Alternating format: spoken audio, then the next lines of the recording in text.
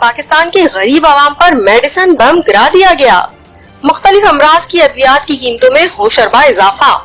तफसील के मुताबिक मुल्क में दीगर अशिया की तरह आवाम की पहुँच से अद्वियात भी दूर कर दी गयी।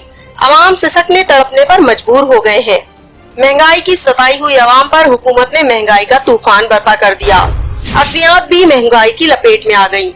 पैराडोल का पत्ता 26 से बढ़कर 32 रुपए 60 पैसे का हो गया। पायोडीन की बोतल 148 से बढ़कर 250 रुपए की हो गई।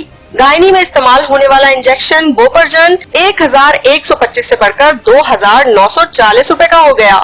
क्लोमेट टैबलेट की कीमत 42 रुपए से बढ़कर 63 रुपए हो गई। अब तो हद ये हो गई है कि आवाम से सर के दर्द में इस्तेमाल होने वाली गोली भी छीन ली गई है। पहले से महंगाई में पिसी गरीब आवाम की मुश्किलात मजीद बढ़ गई हैं।